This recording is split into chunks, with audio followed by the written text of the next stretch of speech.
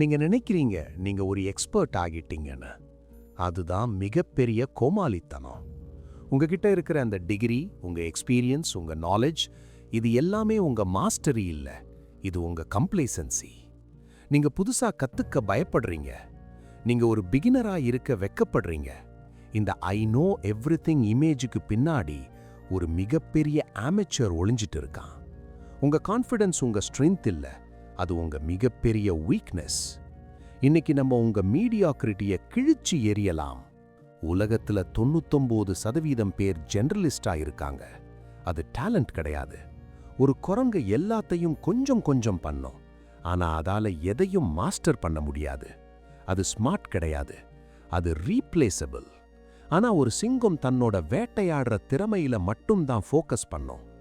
அதுதான் hyper specialisation. இன்னைக்கு நம்ம ஆர்கிடெக்ட் ஃபேஸோட மிக முக்கியமான சிஸ்டமை பார்க்க போறோம்.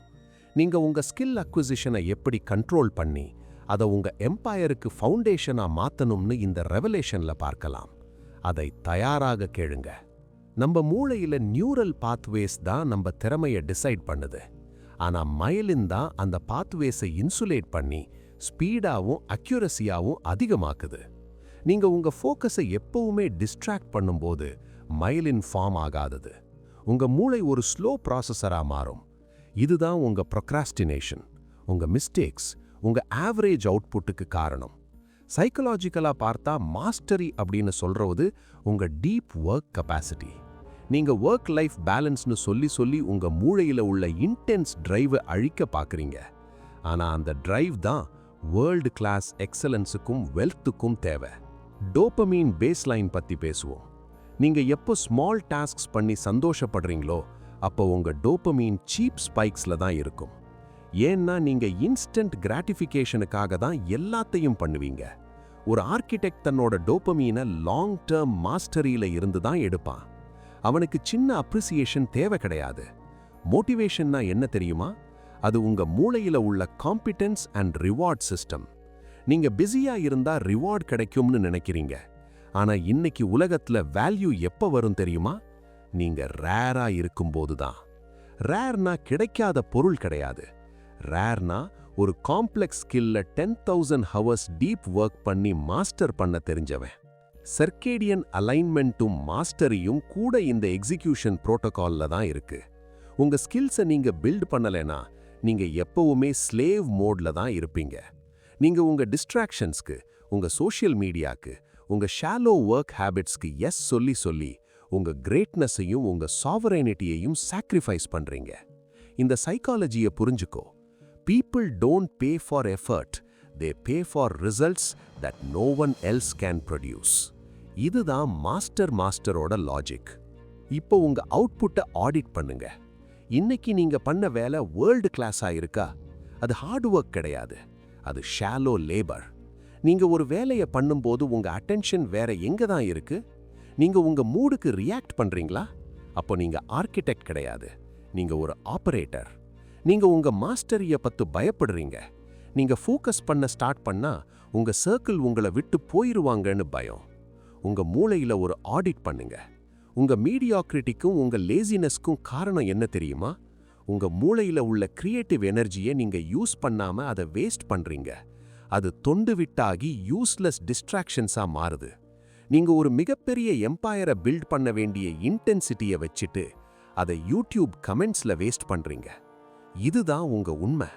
நீங்க ஒரு லேபர், ஆனா உங்க லேபர் ஸ்டேட்டஸை ஐ ஆம் டூயிங் மை பெஸ்ட்னு சொல்லி ஜஸ்டிஃபை பண்றீங்க. மாஸ்டரி இன்டகிரேஷன் எப்படி பண்றது? ஸ்டெப் 1, அக்னாலேஜ் த வாய்ட். உங்ககிட்ட ஒண்ணுமே இல்லைன்னு நம்புங்க. உங்களுக்குள்ள உள்ள அந்த ஹங்கருக்கு பசி அதிகம்.